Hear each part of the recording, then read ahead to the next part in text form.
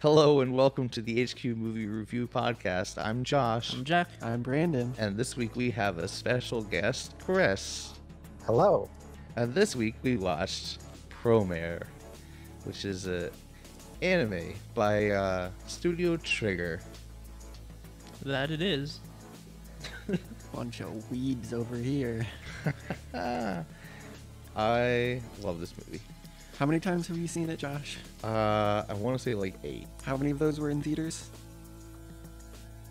5. How many of them were in 4DX theaters? 3. So, yeah, big spender on this one. That's actually my first note that prior to watching it again with us, you had seen the movie 7 times already. Well, I gotta say, it's a great movie. And really love Studio Trigger. They have some fantastic shows, and they have a couple episodes in Star Wars Visions. I mean, it's a little early for that, but okay, yeah. Had to get it out of the way. I mean, you say that like we're not going to circle back to it later. Oh, I know. It was coming up organically, whether you did it now or not. So, in case you can't tell, most people on this podcast have watched anime a lot before. I think I'm the one who's watched the least anime, That would definitely be correct. Yeah. because I only started watching anime like 3 years ago. So, Yeah, I mean, I didn't really start until probably about 7 or 8 years ago now, but I've spent that time watching a lot. I started watching anime in 2004. Why did it just sound like an AA meeting? Because it is? Anime Anonymous. I was trying to come up with something else. The acronym does work. But Yeah? Sometimes your first idea is the best one. So, Promare, it's a good movie. You like Gurren Lagann? You like Fire Force? It's that. It's definitely just the fusion of those two things. Brendan, have you seen either of those things? I've seen some of Fire Force. Ah, the worst of the two. Yeah, it has its ups. It has a few more downs. See, because the few episodes that I had seen, it was mostly up. And I think it was some of season 1. Yeah, season 1 has some good points to it. plus a pretty rockin' OP. Oh yeah. Oh yeah. It's almost amazing. So, Promare, like most anime, have an opening song, and it's not like your traditional anime opening. It's more, it's not diegetic, but it's more integrated into the movie. They play it so many times. They do. And Josh sings it every time. But it's good, and it's great every single time. Like, have you ever seen Top Gun and they play Danger Zone like a million times? It's like that. Yeah, they actually have like a soundtrack of like 10 or so songs, but 3 of them get played more than 3 times a piece. It gets played twice in a single scene at one point. It plays, it ends, there's like 10 seconds of not the song, and then it starts again. I consider that still the same.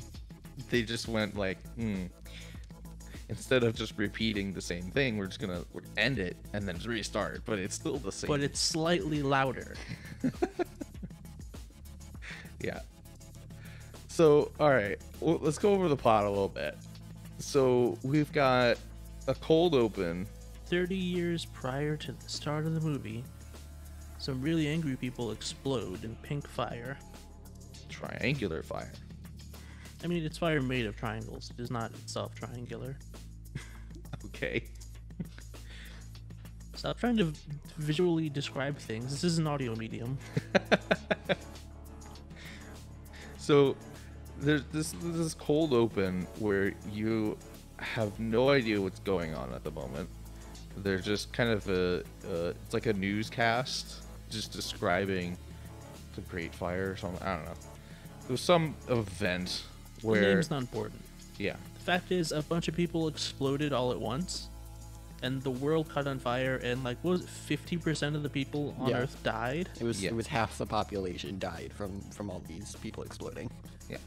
And it turns out what's going on is the people that are exploding, all those people just have fire powers now. Once again, very, very much the Fire Force backstory. Yeah, it really is the exact same backstory. Interesting. But anyway, all of the people who have the fire powers now are just called the Burnished, which is a very, I don't know, unoriginal name, but weirdly original at the same time. I don't know. It's not creative is the issue. Yeah. What do? They burn. What are you gonna come? I don't know. They're kind of burny. They're burnish. I don't know. Yeah. Kinda Bernie. Kind of Bernie. Yeah. They're all relatives of Bernie Sanders. Here's how the burnish can still win. Wow. Oh, I'm just enjoying this because this is almost all new because I think I've only seen the show or the movie once. You And, watched like, it with me twice. I know you did. Well, for some reason, I missed like the first 10 minutes because someone got stuck in traffic, I recall. Yeah, you did. I was definitely there for one of those. That may be true. I was definitely in the theaters. Anyway, Okay. so after this cold open, right? It jumps to 30 years later, and it's another cold open.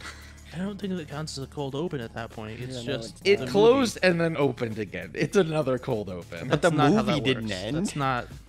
It wasn't like, hey, that was Promare. Anyway, here's this new thing. Well, it's still a Promare. What a surprise! No, that's not a cold open. That's just another scene. So then we cut to like the main time that everything happens. The present. We're in present day. Yeah. And all the Burnish are considered terrorists. Yeah, a really weird allegory on like post 9/11 United States. Yeah. Yeah, I didn't think about it that way, but I can see it. There's one point where there is this movie takes place in the United States. Yes. That's a really, they don't say it ever, but they describe Japan as a far off island nation like 3 times. They never say Japan, they just call it a far off island nation. And 2, spoilers for the end of the movie. I don't know why you haven't seen the movie, you're listening to this podcast, but at the end of the movie they have their big like attack thing that happens, and you see the place where they appear is like the United States. Like you can see it from space. Yeah. It definitely is in the United States. I'll be honest, I didn't catch that fact for several watch throughs. You couldn't tell by all the police brutality. Oof. Wow. They storm a pizza shop. There's Yeah. no crime is happening. The freeze force rolls up into this like pizza shop, guns blazing. It's like, hey, that brown guy, he's a terrorist. And everyone's like, no, he's just making pizza. And like, no, he's a terrorist. Arrest him. And then they arrest him. And then the guy's like, nah, man, he just wants to make pizza. Oh, you're harboring a fugitive? You're arrested too. And then all of the people in that pizza shop who were seconds ago talking about how it was like the best pizza in the city were like, oh, Burnish made this pizza. It's like they're feeding us trash. And then they throw it on the ground. Yeah. Wild. That seems realistic. Sadly so. So yeah, the main characters, a group of firefighters who specialize in fighting sentient fire, the Fire Force. Now, let's be clear here. When you say main characters, The it main is- supporting cast. There is one main character. His name is There's- Galo Timos. Yeah. Big letters on the screen. And then there's one other, like, quote, main character from the firefighting team. It's the mouse. Vinny. Yes, it's definitely Vinny. Vinny, who I forgot existed for a large portion of the movie I just while love I it. was watching it. I love that he has a firefighter hat too. Yeah. He's just a mouse with a firefighter hat. And he says his name like a Pokemon and contributes nothing to the plot. I think he presses a button at one point. He presses a button that someone else could have definitely pressed. He's the rat that got Paul Rudd out of the quantum realm. Good. What a cameo. But yeah, so it's it's so funny to me that they introduced this like cast of like what 5 characters. You've got Ignis, Varys. yeah, Varys, the glasses guy that's basically name dropped one time and you will never remember it. You're right, I don't. And then you've got the scientist girl that again I don't remember the name of. I'm gonna call her Peridot. Sure. Close enough. And then you've got Aina. Aina. And that's oh, and don't forget the leader, Ignis. You already said You it, mentioned yes. him, yeah. Oh, did I? Okay, He sorry. was the first one you mentioned. Sorry. Listen, the point is, this group of firefighters, not super memorable. They don't factor into the plot very much. Yeah, they're in the first scene. They're very heavily in it. Like, it focuses on them for the first, like, 5 minutes. They're the ones who establish what the firefighters are actually supposed to be doing, while Gallo is doing whatever he's doing off to the side, giving speeches and posing. Yeah. Doing weird anime protagonist BS. Well, Aina does have a main part in the story, but No, Aina is absolutely one of the main characters. I was saying everyone else from the fire team completely. Sir, did you just forget what the fire force was called? What do you mean the fire team? I just didn't want to say the entire ridiculous title. The 2-word title? That's the same. What? No, the actual name of their team is like Burning Rescue fucking Fire Force Unit, whatever. I don't. You could have just said Fire Force, and it's the same amount of time. yes, but that's fucking trademarked. But talking about the show is not trademarked? Yeah. Okay. I'm going to leave. I can't call it the name of another show. The But anyway, they do have the stupidest long name that no one will ever remember. It's really more of a joke than anything. Yeah. This movie plays around a lot with the tropes you expect to see from like an anime fight movie. Yeah. like the trope of camera angles in anime that only Aina gets. Yeah, I don't think they were playing with that one. Yeah, That's just that one was very much like, oh, we have to include this. they didn't even hang a lampshade on it. They just were like, no, we're just gonna do it straight up. She's piloting the airplane ship, whatever you want to call it. It's more like a spaceship than it is an airplane, but regardless, It's- it's, propellers. It's one step below the Darling in the Franxx pilot positions. Yeah, because there's not someone positioned behind her. Yeah. That's literally it. That's the only For difference. most of the movie. she's practically on all fours piloting the ship, and they choose the best angles. That's sarcasm. At that point, any angle is definitely one of those camera angle in anime. They could have given moments. her like an Iron Man helmet angle where you just see her face, They absolutely could have. but they didn't. I know. And Yeah, that's why would they do unfortunate. that? It's very unfortunate. It would ruin all the gratuitous anime camera angles that they could do. Yeah, They felt the need that they had to include a fan service character and like, sequence. we need somebody to sell the toys. All right, the figurines, Exactly. the figurines. Yeah. So with that little, blemish, I would not say it's little. okay, it is bad, and I'm not saying that it's not bad, but in comparison to other movies that I've seen, it's not anywhere near as gratuitous, It's an issue in anime as a whole, and that Yeah. is absolutely correct. and it probably just stems from in Japanese culture it hasn't been brought up as a huge issue. Well, no, the thing about that is that it is an issue. Most people aren't really huge fans of fan service because there are other things you can watch where it's just that if that's what you're looking for.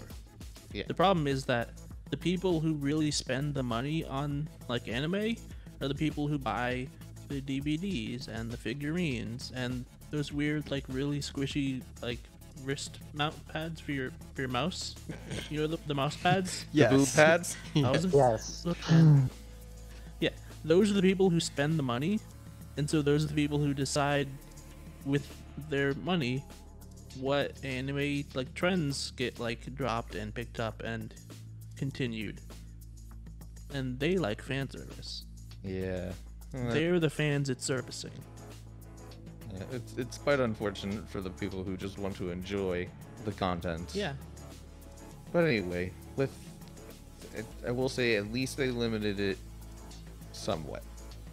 Yeah, it was not very much of the film. It's like 4 shots total throughout the whole film. Not good. But hey, it's real easy to edit just 4 shots out. Relatively, yeah, I suppose.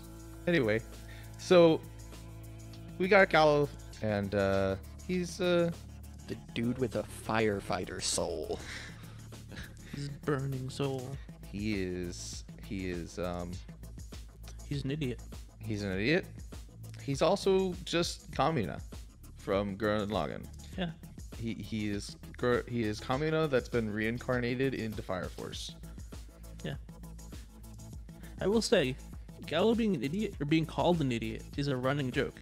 They call him an idiot no less than 17 times in this movie. I can't believe you counted that. That is I did. amazing.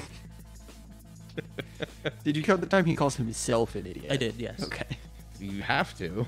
This almost should be doubled. But yeah, his 2 main characteristics as a human being are idiot and a firefighter soul. Of which he will tell you. At length. Yeah, exactly. He had a slideshow prepared. Yeah, his far off island Asian Matoi slideshow, which is so fucking ridiculous. But it's so anime and it's great. So they get the fire, they're putting out the fire. They get on the roof, find out that the Burnish. Not just the Burnish. That's true. Mad Burnish. Capital letters. It's a terrorist organization. Yeah, the actual terrorists were the ones that lit this fire. Gallo is comically launched up to the top of this building via firefighter like ladder / cannon. It's a cannon designed to look like the firefighter ladder, which is actually quite a clever design Yeah. for their giant sci-fi like firefighting truck. And also, all of the guys on the team besides Ignis have these like firefighting mechs that they pilot. That's an important factor that we did kind of leave out. That he's not just being shot out of a cannon Yeah. in a burning building. It's not like clown style where you shoot him out of a cannon into a net. He's in like a mech thing that gets launched out of a cannon so they can fight the sentient firefighter. Yeah, and then they launch him unexpectedly. He goes too high, and then crash lands onto the top, and everyone thinks he's dead. He gets up because he's a dumb anime protagonist, and he's always fine. Can't die because he's too dumb. Yeah, Too dumb to die. too dumb to die, too dumb to get sick. There's a lot of too dumb to things with anime protagonists. Unless it's raining, then they'll definitely get sick. Yeah. So anyway, he gets up to the top. They start rescuing the people who were trapped on the roof. Once they've been evacuated, Mad Burnish show up, and Gallo ends up, taking out the two. The 2 lieutenants whose names are unimportant. Generals. They were generals. Their rank is also unimportant. No one else has a rank in this entire organization. They could be captains. They could be anything. It does not matter. It is literally the leader and the 2 other guys. Those are the only leaders of the Mad Burners we see in the entire film. Everyone else is a grunt. Or like a civilian. They're all Goombas. Wow. Essentially. You've got Bowser Jr., and One other Koopaling. a different Koopaling. We'll say Roy. Yeah, that's fair. And then everyone else are Goombas. So after the 2 generals are very, fairly easily and quickly, dispatched. Oh, weird. That was weird.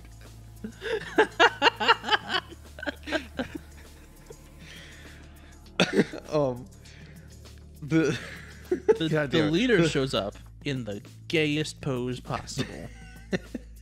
I mean, I wouldn't say the gayest It's pose not, possible, but, but, like- it's definitely gay. Straight people don't sit like that. Yeah.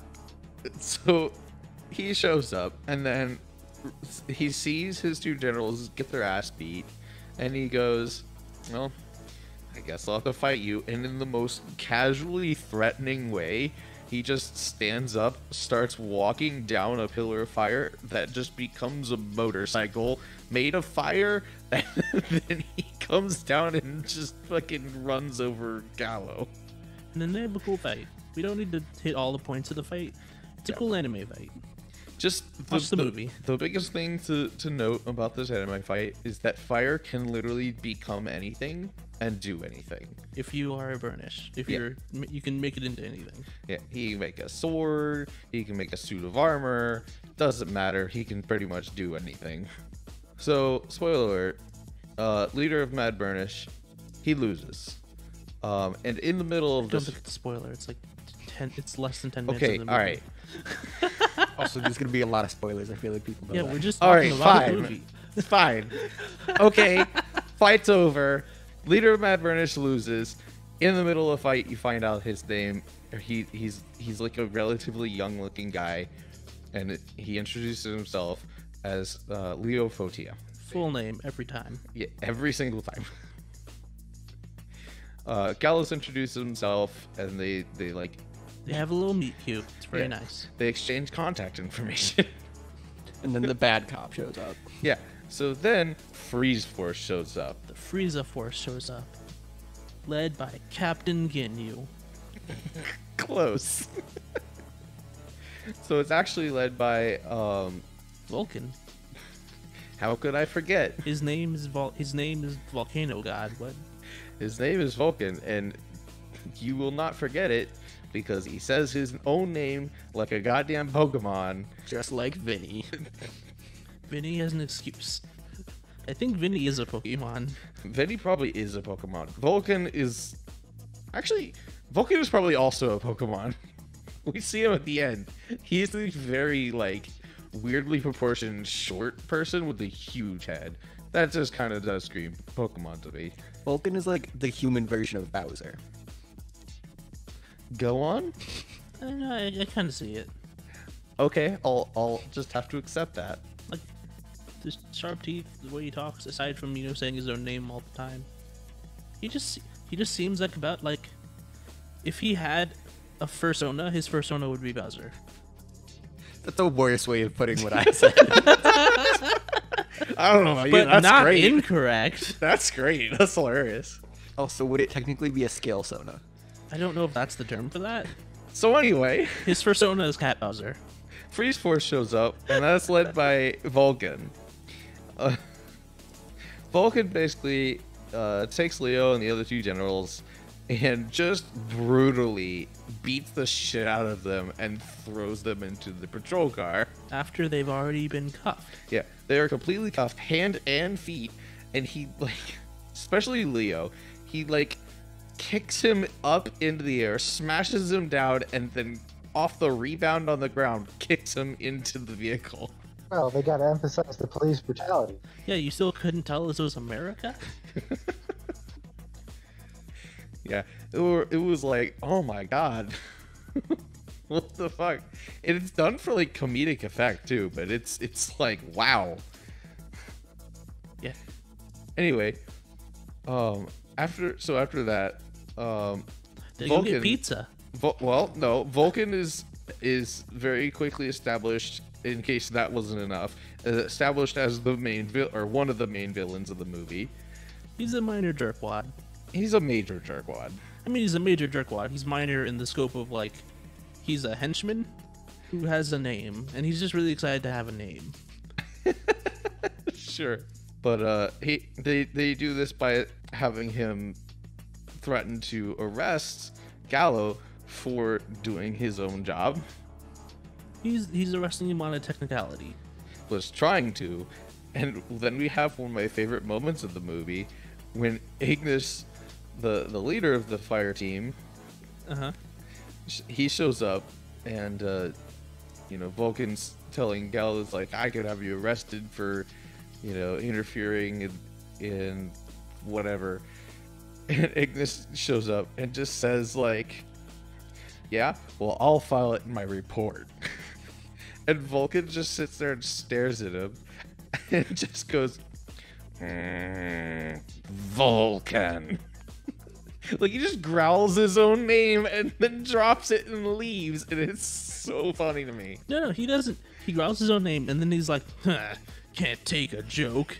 He is holding Gallo by his head this entire time. Not by his neck, specifically his face. Yeah.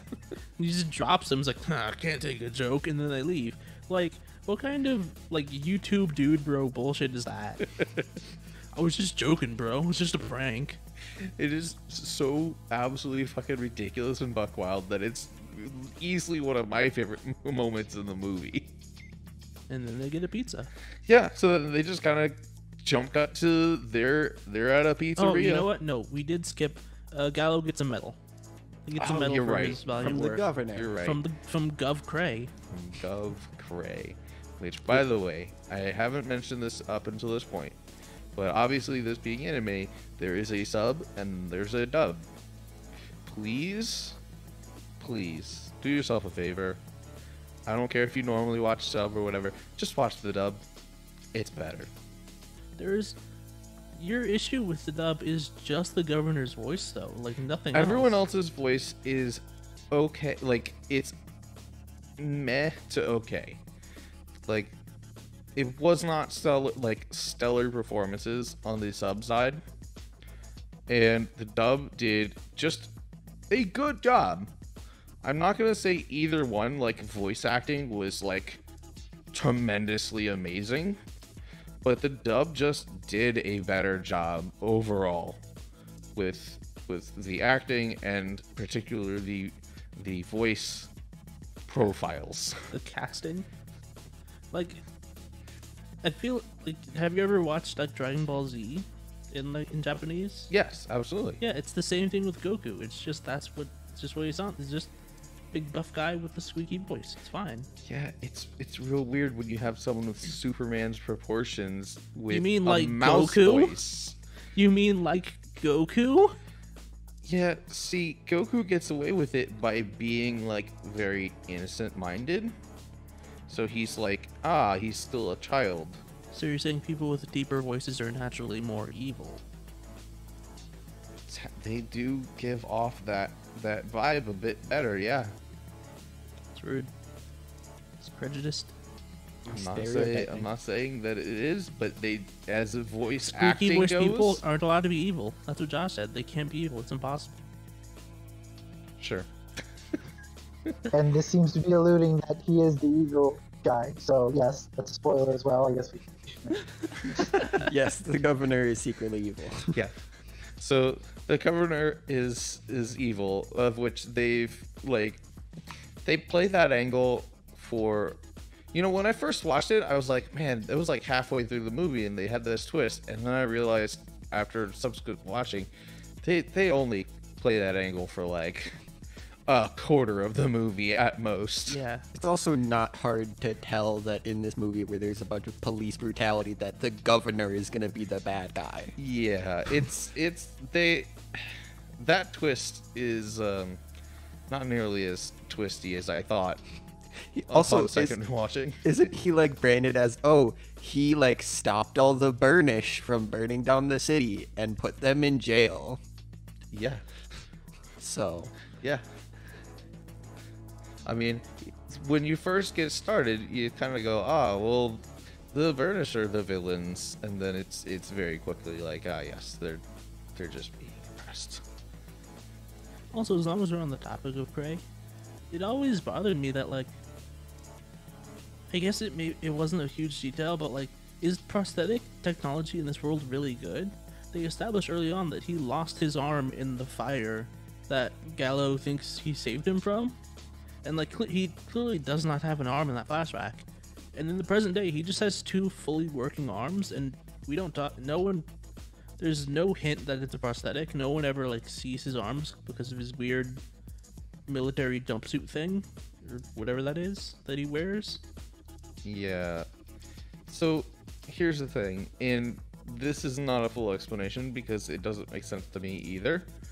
But I would like, okay, he must be using like fire to just, like, you can make armor and shit. Yeah, no, that's... So he must be using fire to make a new arm. Yeah. But like you pointed out, everyone saw him missing an arm from Yeah. the fire. That was the thing that made him famous. Yeah, everyone saw that. Why does he now have 2 arms? Like, No one is like, hey, where'd that other arm come from? yeah, Do they just have automail in this world also and we never see it? I mean, the technology is advanced enough, as we see later in the movie. I guess. Yeah. It's just, I really wish they would have had some background characters with like robotic arms or something that would, some kind of red herring to be like, oh yeah, no, the fact that he has 2 arms now is not special in any way. or just give him one of the prosthetic arms. Yeah, or that. Like, his whole thing is that, you know, he is also a Burnish, but he's basically like undercover. No one knows that he is. Give him an actual prosthetic as a cover. Like, I don't understand why he doesn't have a prosthetic. Why no one questions this? Exactly. It's a weird plot hole that I don't think will ever be answered. Probably not, no. I mean, are they making a sequel? No, Nah. this is a one-off thing. So yeah, let's keep moving the plot along. Yeah. So we find out that like the Mad Burnish are just trying to like survive in the desert, really. Yeah, there's Mad Burnish, which is like the terrorist organization, and then there's just the Burnish, who are people being oppressed for having fire powers. So after the pizza guy gets arrested, it kind of cuts over to Leo and the other Mad Burnish in prison, and they find out like, oh, the Burnish are dying because they've been experimented on and some other stuff, and then they just break out.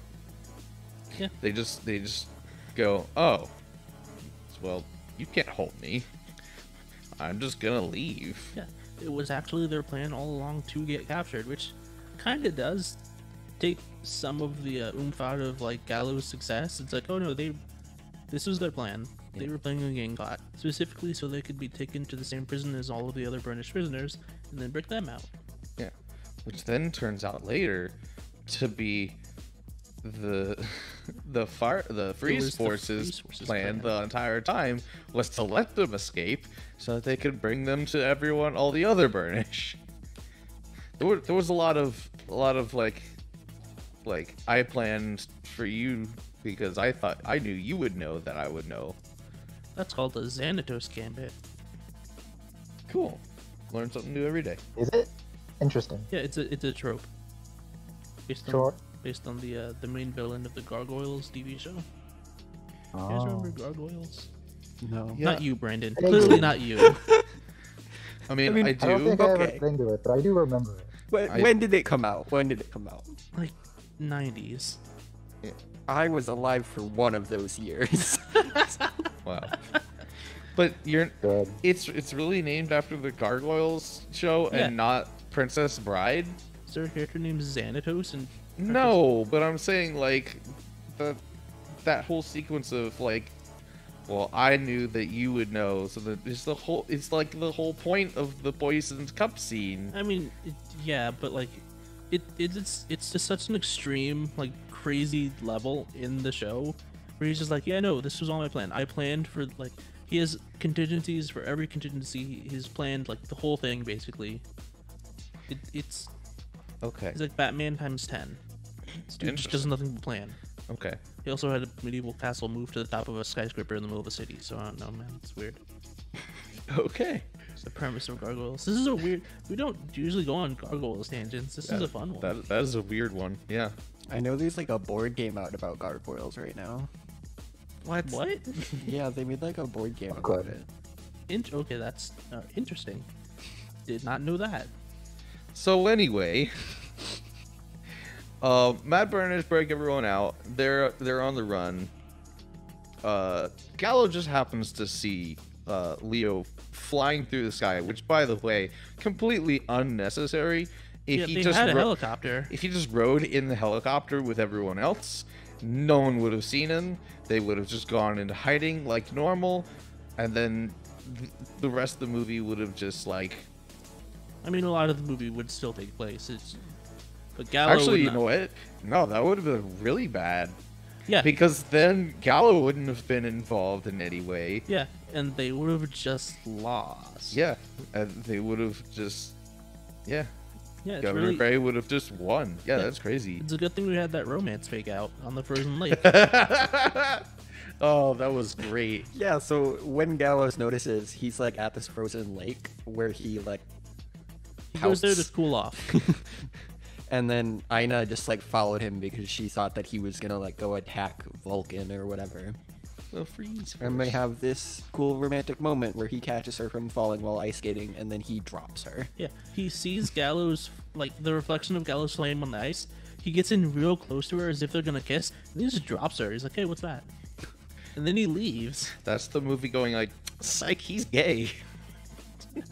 You thought this was a hetero romance? Yeah. So, To be fair, the movie also freaked me out with the poster for the movie showing Gallo and Leo, because I definitely just thought Leo was a girl. yo, all right, yeah. So, here's the thing. Before the movie ever came out, I was like, first of all, I thought it was going to be a TV show, Yeah, me too.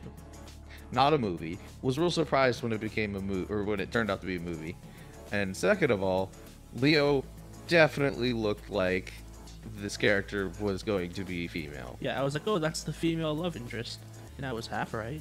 And I was like, oh, good. Aina's going to be the weird love triangle. And I was like, Once again, oh. half right. Yeah. Yeah, you know. So they did subvert expectations in what I would consider a good way. But yeah, so it was very funny when he just drops Aina on the ice and goes, "Oh, look, flames. I gotta go put it out."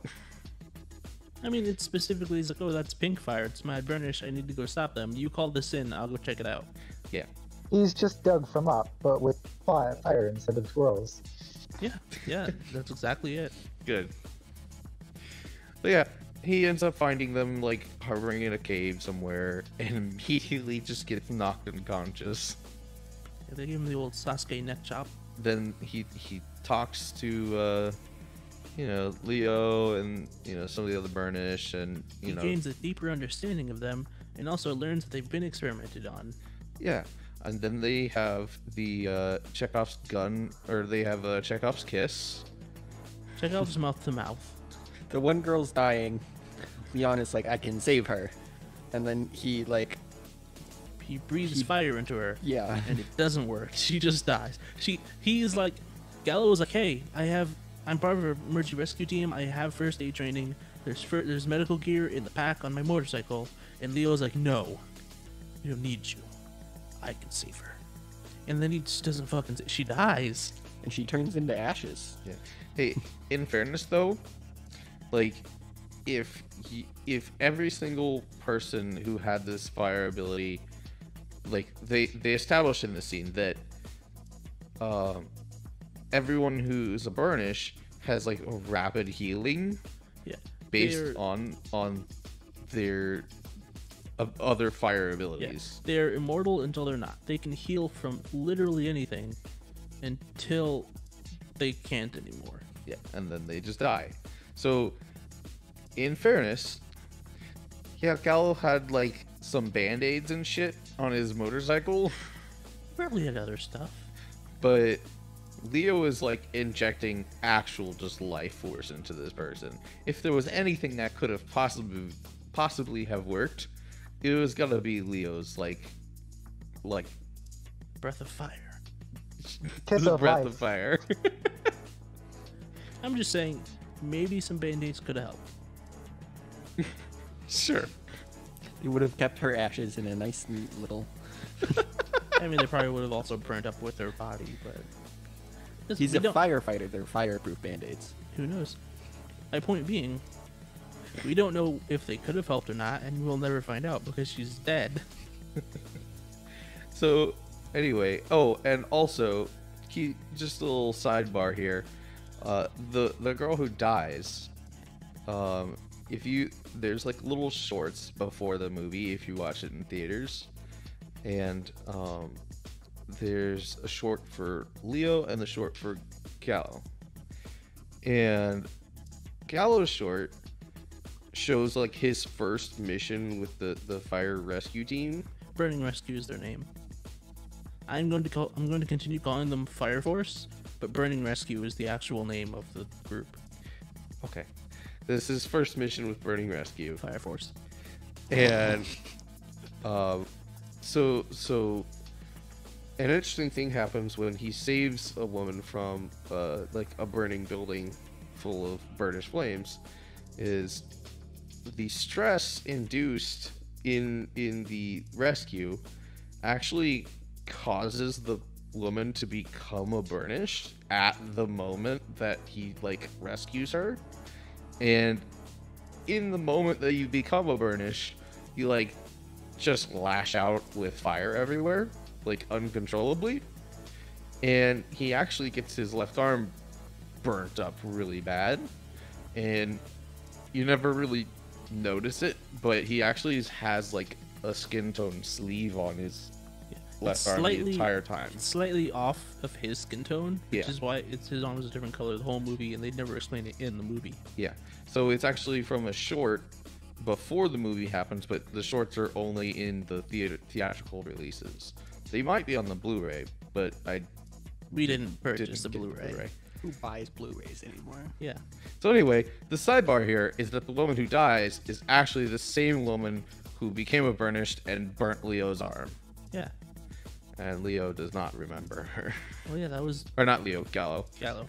I mean, yeah, that was a while ago, and also she's been completely covered in bandages. She looks like a mummy. Yeah, that's true. Anyway, she dies. Yeah. So she dies, Leo and the rest of the burnished leave. Gallo then goes to confront Cray Forsyth, who's the governor, and Real stupid name, by the way. yeah, there's It's a running theme. yeah, the names are a little too on the nose in this movie. It's a great movie. I love it to death. Naming conventions, terrible. Well, listen, they're really clever names in Japanese. Probably. Like, listen, if foresight isn't just the word foresight in your language, then it's a clever name. Like, in Fullmetal Alchemist, the sniper named Hawkeye, whose code name is the Hawk's Eyes, that's stupid in English.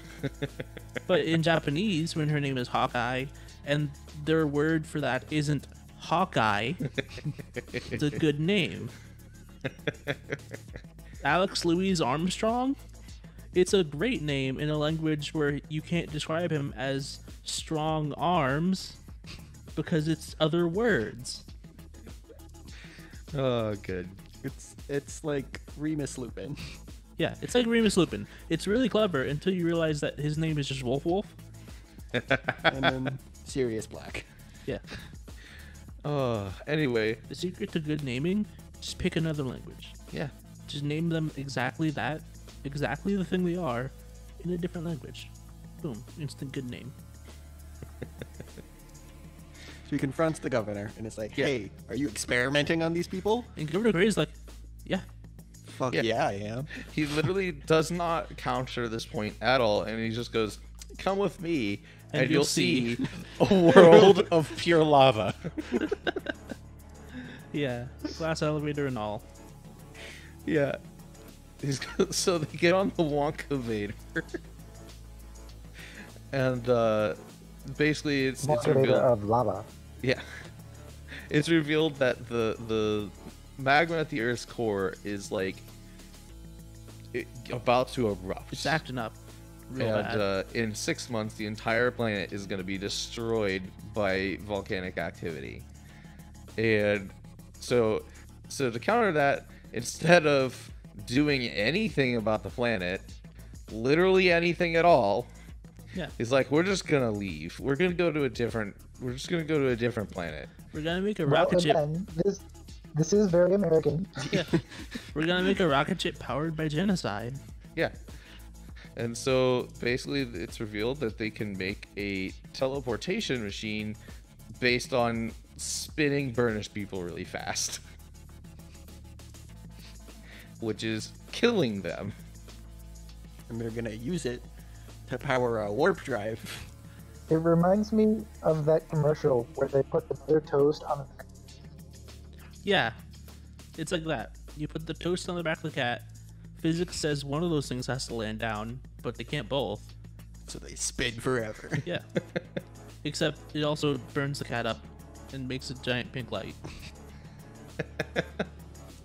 Now, what I will say is I think they did a really good job researching what you would do if you were trying to like move all of human civilization somewhere, because they mention that this modern Noah's Ark that they've made that's going to save humanity only holds 10,000 people, because that's the minimum amount that you need to maintain a good population genetically.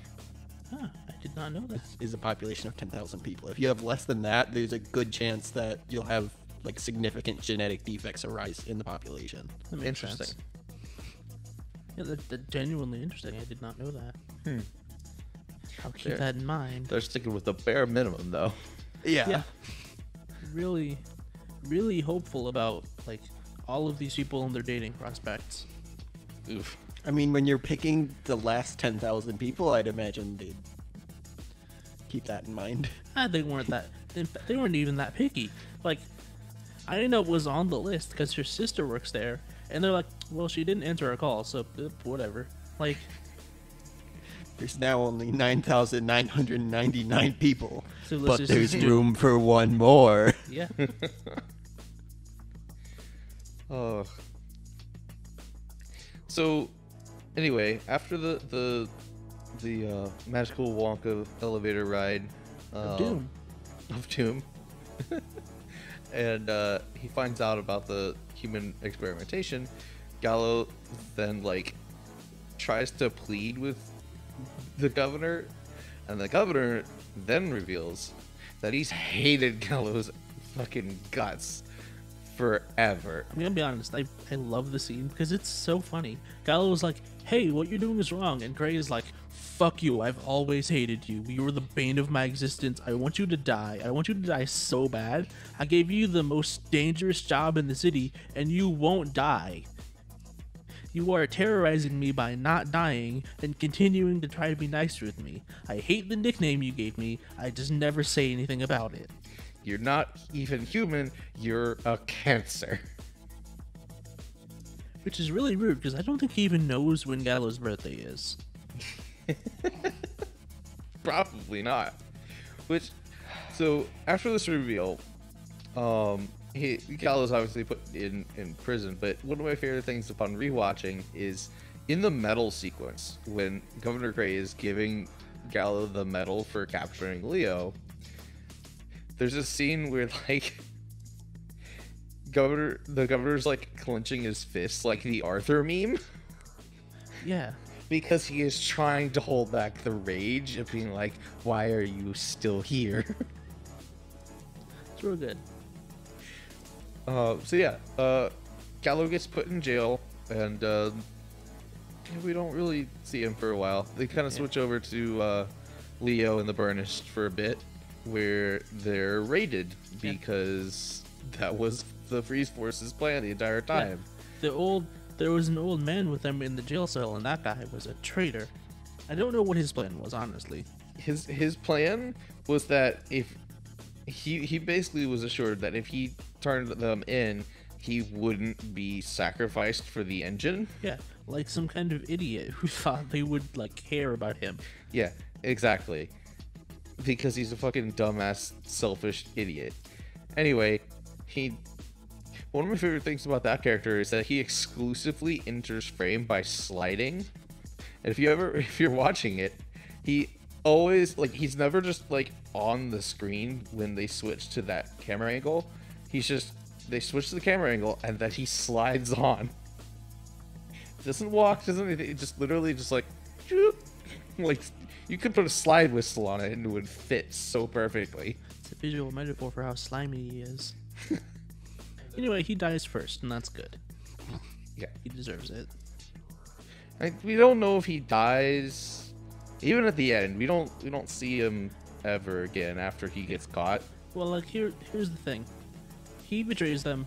all of the burners are captured except for Leo, who is shot with like this like super freezing bullet, and then like his two generals shoot him off towards a volcano to get away. All of the other burners are taken to the facility where the rocket ship is, so they're put into engine pods and then spun violently to charge the warp core. The old guy is the first one they turn on. Like they make a point of turning his on first. Yeah.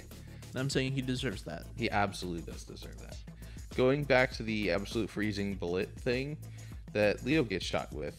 So the explanation that Vulcan gives is that it's a bullet that uses your own body heat to convert into more ice, which you kind of just have to leave. You just have to accept that kind of BS as whatever. This, you kind of just have to be like, okay, fine, whatever.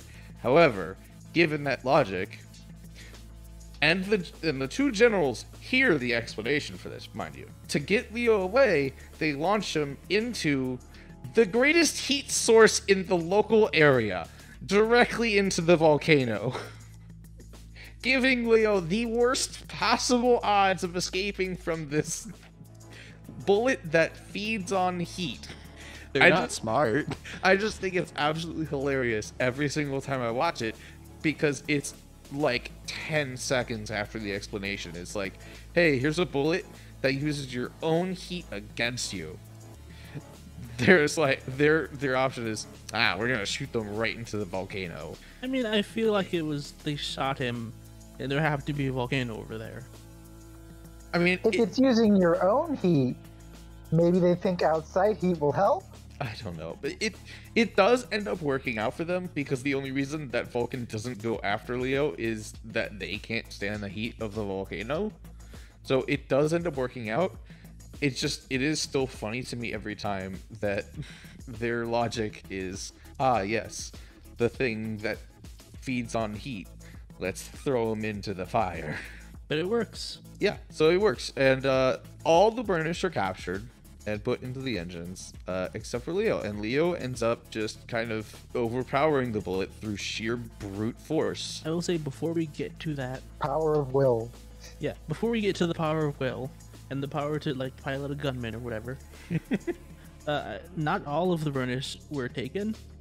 There are a few shots that are very clearly, like, after the freeze force leaves, it cuts to like the ruins where there's still people in ice, but they've shattered because they knocked down the sanctuary the people were in.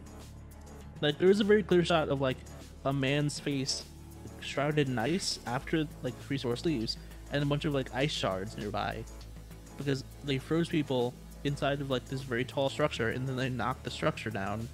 Yeah. So some of those people just died because they were shattered on impact. And they also explicitly show you this when they freeze like 4 people, and then all 4 of the frozen capsules like fall down, and one of them gets run over, and Vulcan goes, "Hold on, we need them for our fuel."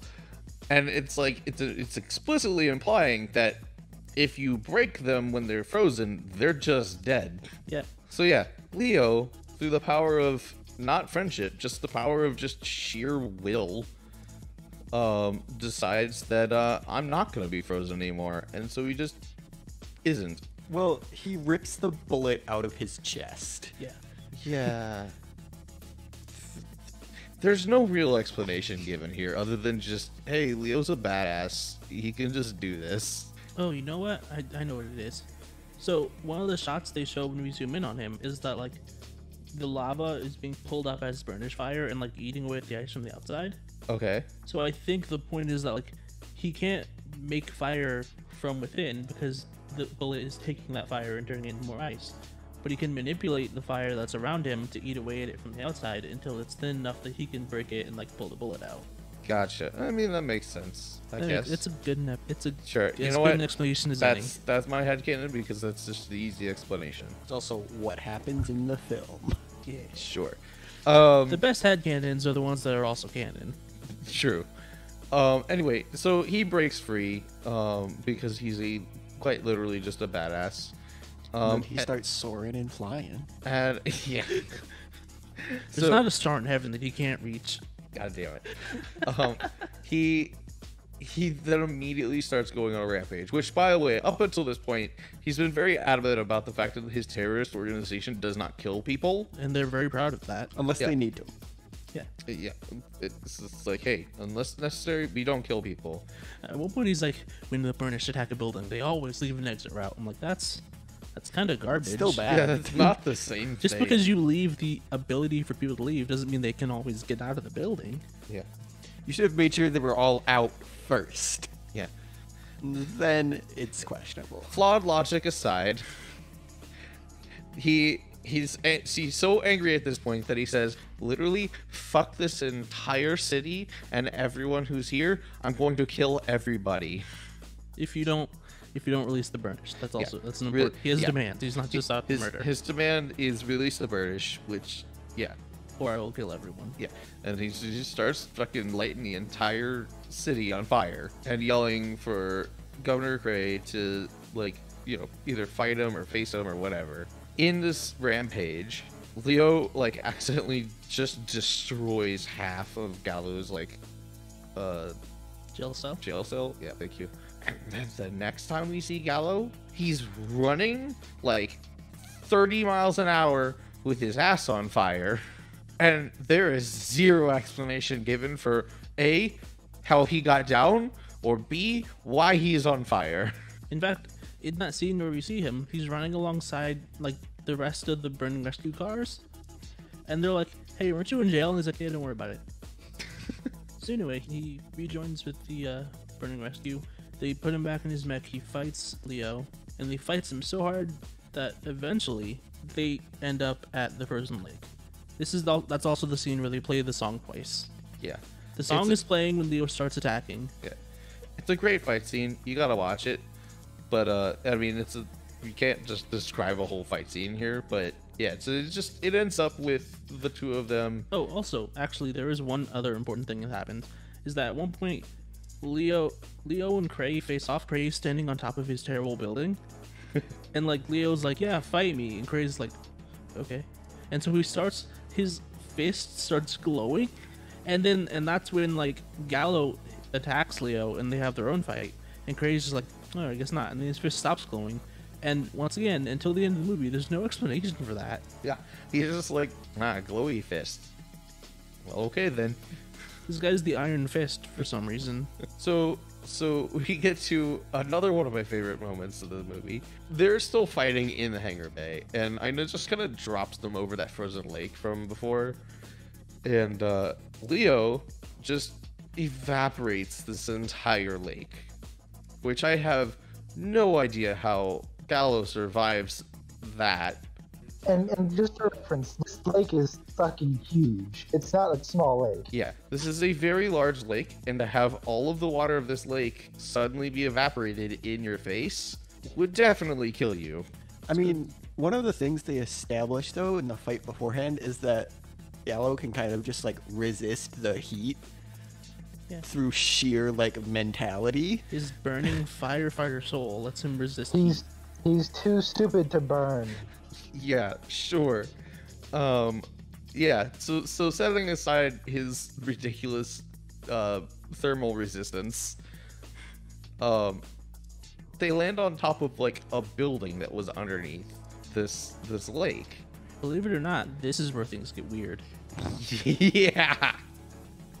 So this is another one of my favorite moments. This is It goes full trigger. so they're just kind of like sitting on top of this building, and then all of a sudden, like, this weird projection. It's a cyber ghost. Anyway, he introduces himself as Deus. Promare. Anyway, it's based. The movie is based on this guy's name. As are a lot of things. Yeah, it's Like the city they basically live in. Everything. We shouldn't say the name of the city, but the name is like Promepolis. Promepolis. Also, the alien, third act aliens is the joke. Anyway, he also named the aliens after himself. Yeah. So anyway, so he takes everyone down, like, into the little building or whatever, and Deus, like, introduces himself and shows them all basically the history of what actually happened with himself and Cray Foresight, where Deus was the real brains behind everything, coming up with, you know, all the technology and also the discovery of the Promare, which is the name of the alien race that happened to just like magically accidentally teleport into the core of the planet. And when they merged with the core of the planet, that's when the Burnished happened. Yeah. I mean, you know, standard story from there, obviously. Yeah, pretty much. Point is, he's like, hey, I need you guys to stop Cray, because what he's doing is making things worse faster. And he knows that. Also, he kind of drops the bombshell that Cray murdered him, and he is actually just a computer program that's a backup of the original person. Anyway, Deus is like, hey, I've got a thing here that'll help you fight Cray, and but you need to stop him, because if he uses the Promotech engine stuff with using the Burnish to make a warp gate and all that, that's gonna anchor the Promare, and they're going to kill everyone. So to stop that, here's a giant mech suit that I've called Deus Ex Machina, Bit on the nose. which is by far my favorite name in the entire movie. It is so on the nose, it wraps around to being great again. I kind of like Vinny. So, anyway, they get into the Deus Ex Machina, and they fly off to go face Governor Cray. To go do a climax. Yeah, to go have the climactic battle and all that. Gallo, being his dumb anime protagonist self, can't get it up with a suit that looks dumb. So I really hate that you worded it that way. Yeah. He can't get it up right at the climax of the movie. he has to have Leo like make a cool suit of armor out of like the Promare fire. So the suit of armor is wearing a suit of armor. And it does look cool. Yeah, it's just Gurren Lagann, Yeah, it is just Gurren Lagann. but with less faces. A little bit of Naruto going on with the double armor. Yeah, it's also a Naruto. It's a Naruto. Yeah, it's a Naruto. You know, it's a. What Naruto. are you, my mom? Anyway. So they have this cool robot mech battle, where sizes mean nothing, because like Cray Foresight gets a mech that starts off as this tiny portion of his building that's then It becomes is a very large building, to be fair. yeah, but it's shown directly in comparison to the size of the Deus Ex Machina, which now is called the Leo de Gallon, because they could not keep a straight face when calling it the Deus fair, Ex Machina. Those characters absolutely could, because they don't understand jokes. Yeah, but I'm saying the actual writers had to change the name. That wasn't better. It wasn't, but they But- couldn't keep it the same. Gallo was just like, yeah, it's our names smushed together. That's the robot name, Yeah, it's our ship name. basically. That's not what a ship name is. It's not exactly how that works, but yeah, basically. Yeah, Leon is their ship name. Fair. Yeah, no, he's got a point. Anyway, so Isn't a galleon a kind of ship? I mean, it's the thing in Harry Potter that they use Yeah, to that's pay their for money. shit, but I'm pretty sure it's also the other thing. I think it is. The galleon is an old warship. from Yeah. Sailing era. Boom, ship name. Yeah. no question, Josh. Is it a ship or a boat? Does it lean into or out of turns? Do you think I have any Why would fucking clue anyone what the know answer to that that? question is? Why would anyone on this podcast know that? We were only 80% sure it was a ship or a boat. We were only 80% sure it was one of those things. That's what my definition of a ship versus a boat is. A boat leans towards a turn, and a ship leans away from a turn. Wait, is that just your definition? Is that not like the official? There's no official definition. What? No, there is zero official definition between a boat and a ship. I feel You betrayed. lied to Yeah, us I this feel whole time? betrayed. You've been I saying imagine for how big a galleon would be with those giant ass masts and stuff, it probably leans away from the turn. Yeah, it's probably a ship. yeah, but you've been saying that for so long. I thought that was actual like ship fact. It's my official ship fact. It's a rock fact. It doesn't mean anything. It is actually a ship, looking it up. Basically, if you're trying to imagine a galleon, imagine any massive ship from Pirates of the Caribbean. Yeah, Gotcha. All right. I'm actually legitimately upset about this like ship boat thing not being a thing. Yeah, there's no official definition that I'm aware of. But Why- you told it to us like Yeah, it was. You said it like it was a fact and we believed you. I will correct you. Every time I've brought it up, I have stated that this is not official. This is my opinion. You have not. You have not once ever every said that. single time I've said it, I have always not prefaced. I've always tacked it on to the end, but I have always mentioned it every single time. Was it like really quiet and no one heard you? Nope, I always say it. Okay, who heard you say it? You forgot it. Is This that- was years ago. I've been saying this for You're years. literally gaslighting me right now. I've actually never heard this before, so. This is what gaslighting is. Well, no. I mean the actual ship versus boat. This is the first I've heard of it. No, yeah, no. no. I get that's what you're saying. I'm just this is also an actual very good definition of. This is almost a better definition of gaslighting than the actual like gaslighting thing with the light. Good. So, according to a few different sources that I've read, it's literally just the size. Yep. A significantly big one is a ship, a smaller one is a boat. Yeah, but what is the actual definition? At No, what that's it. point? At what point does it become? It's just generally like the size. Is it 30 feet, 50 feet, 100 feet, 1,000 feet? Yeah, it's 1,000 feet. That's what it is. It's 1,000 feet, Josh. You're right. It's probably weighed in tons. See, the point at which a ship leans into or away from a turn, But that's stupid. Who knows which way it goes? you watch it. You watch it turn. Does it lean out? It's big I'm- enough. It's a ship.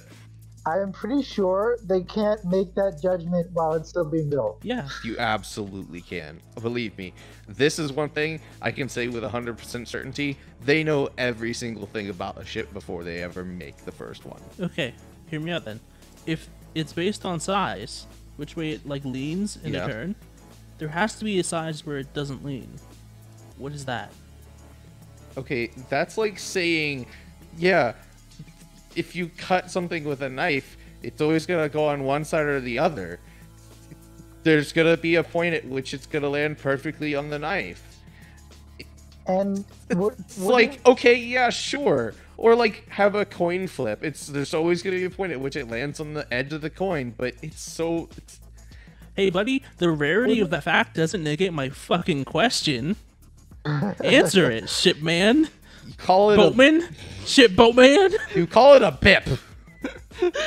I'm glad. Sucks. So I've been trying to read so many different things, trying to figure out where this distinction is. And there's this quote from a man named Isaac Taylor, who wrote a book called The Ship or Sketches of the Vessels of Various Countries. This is from 1834, and I'm finding this on Merriam-Webster.com because they're talking about how you could ask like 100 different people and you could probably get 100 different answers.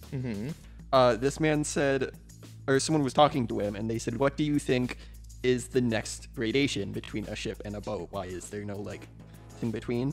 And he says, "We are not come to a ship yet. We have only spoken of such sorts of vessels are moved by paddles or oars." So there's no distinction. If I put a sail on a rowboat, is it then a ship? You just called That it a is rowboat. sailboat. Fair enough.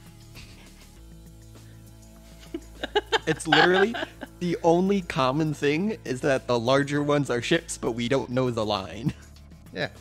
See, that's why I like my clear definition of how does it turn? Because that's a clear point of like it's not just a length measurement, but it's a mass and in like displacement measurement. Well, my problem with your definition, though, is wouldn't that depend more on the center of mass Correct. than the actual mass? Correct. Yes. If it's got a lot of lower ballast, then it's going to turn different than if the ballast is up high. So the difference between a ship and a boat is where the center of mass is. You kind of, yeah. But so like the thing is about like displacement in water, the CG. This is a terrible fucking movie Yeah, podcast. but my point is more that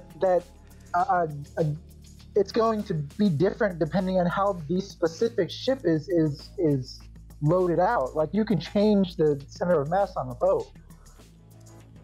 Yes. I have found there's a website called findacrew.net who also had this whole discussion, and I think this will definitively draw the line. Okay.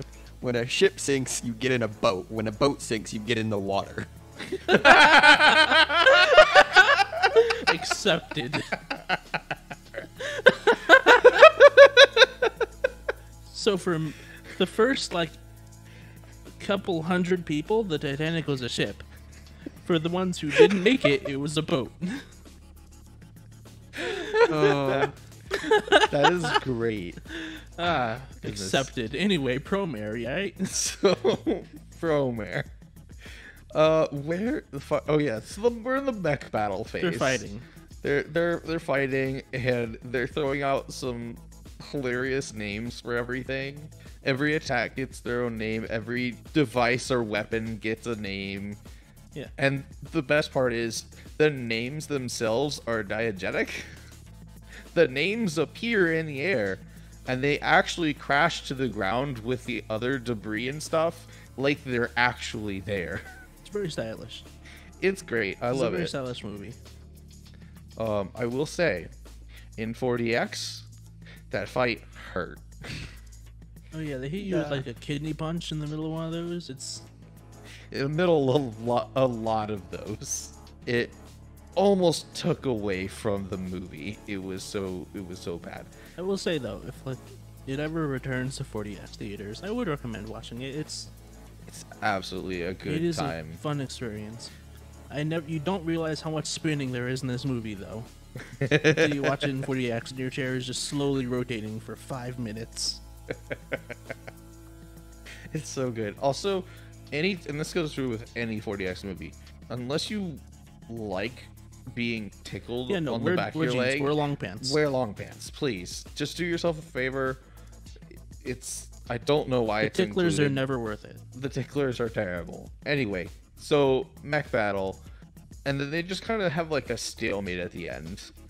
They get out of their mechs, and then it's revealed that Gray is also a burnished, and for some reason he's way stronger than anyone else, including Leo. I think it had something to do with like willpower, like the willpower it took to like keep his power like under wraps the whole time. Because part of the explanation for why that woman died earlier in the movie is that like, hey, burnished need to burn things, otherwise they just die. Like your power, you have to burn things to survive, but like you also need to like work on controlling it and stuff. So the whole thing was he was constantly making like his arm out of burnished fire. So he was constantly using the power, but he was also constantly like keeping it under wraps. Okay, I can see that. It's like if you're constantly flexing a muscle and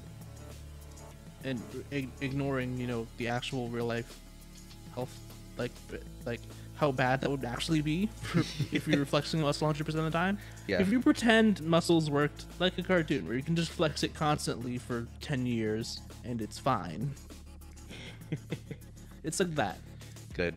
So he ends up like just kind of beating the shit out of Leo and Gallo, and Gallo kind of gets punched, off of the platform that they're on. Leo actually like gives Gallo some of his like fire power, some protecting flames, which are interestingly a different color. They're like green, like Leo's hair. Well, Leo's hair is like blonde. They're teal, which is sort of the opposite of the magenta of the fire.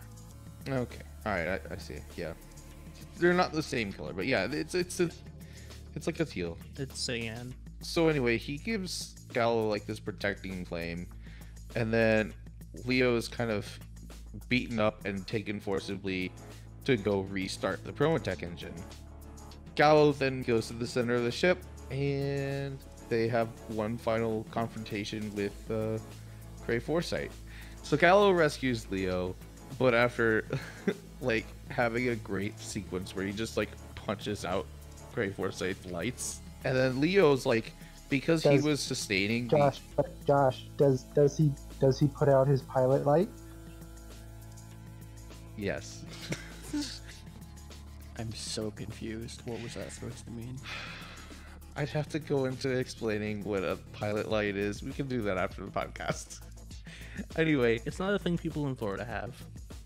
yeah. So after punching Cray into unconsciousness, Leo's body has been like half disintegrated, and then they have the conclusion of Chekhov's kiss, and Gallo ends up restarting the heart of Leo with some good old mouth to mouth. I want to make a kickstart my heart joke here. I don't know how it fit in. It just feels like it goes there. Or restarting the pilot light? Yeah, I guess, man. Okay. Anyway, If you can work that in one more time, it'll be funny. We'll see. and so the conclusion is, hey, we need to burn everything, but Gallo, we need your fire-fighting soul to stop us from destroying everything. Yeah. So they both get in the engine Yeah. And they make a giant robot. that blows up the earth. Yep. They literally do exactly what happens at the end of Gurren Lagann, but to a significantly smaller like scale. Which is wild if you think about it. They burn the entire solar system. And that's a smaller scale. Infinitely smaller scale. The conclusion of Gurren Lagann, they're throwing spiral galaxies like shuriken. Yeah, that was weird. That was great. God, I really should see Gurren Lagann. You should absolutely should. Is that not on our list? We can put it on Anyway. the list. So yeah, then they got a moment where their fire lights up in the shape of a heart. It's Their great. pilot light? There it is. Rule of 3, baby. We got there. Awesome. Chekhov's pilot light. And yeah, so the movie kind of ends with all the Promare going to go back home because I guess they just needed to burn. They needed to finish their combustion. They were stuck. Yeah, and so they finally get to go home, and all the burners lose their powers, and then that's the end of the movie because we're definitely not going to go into the social impact of suddenly all the people that have been, oppressed and everything are just normal people again. Yeah, definitely we're not going to touch that. Nope.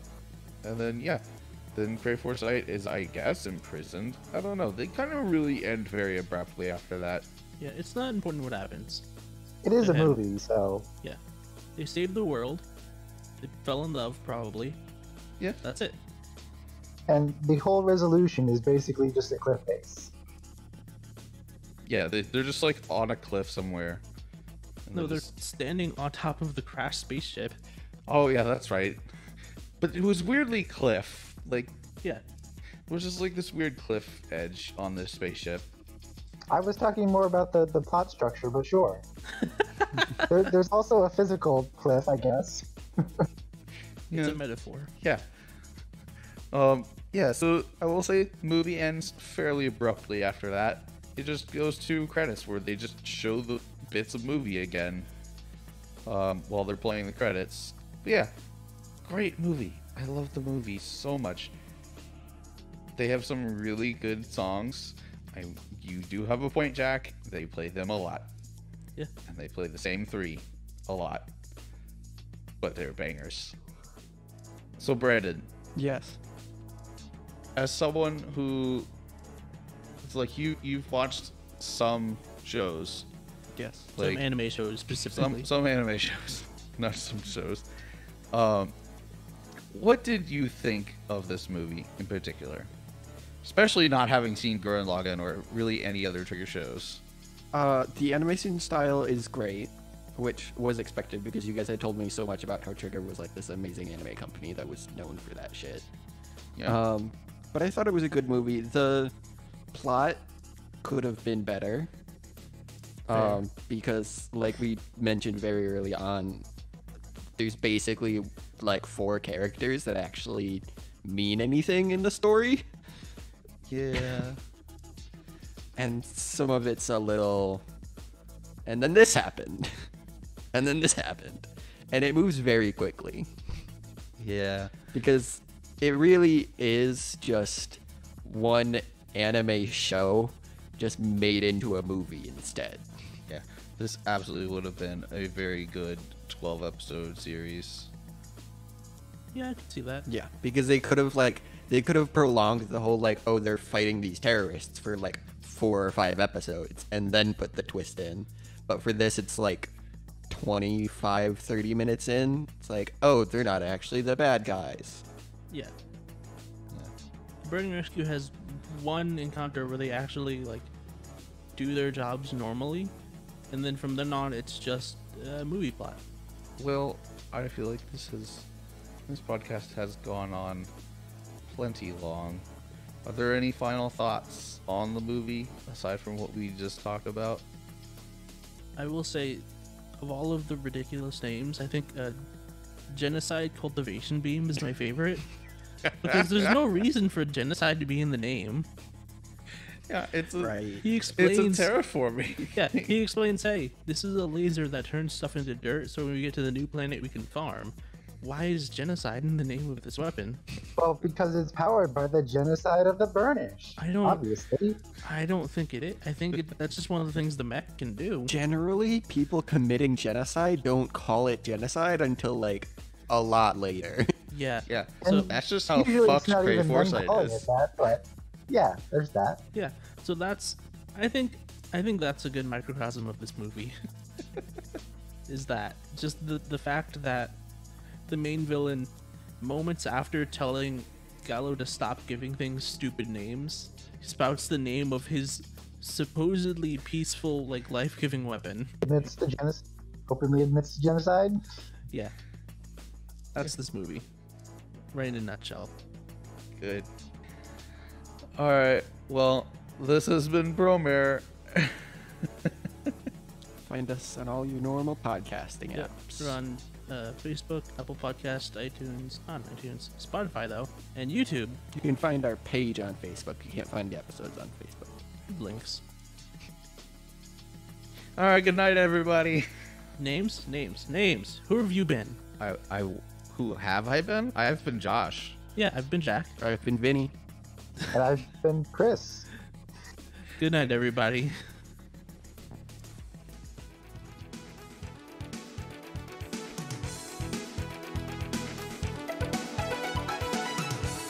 How long do we stay quiet for? We just wait for the. You can't hear it. Oh, Oh.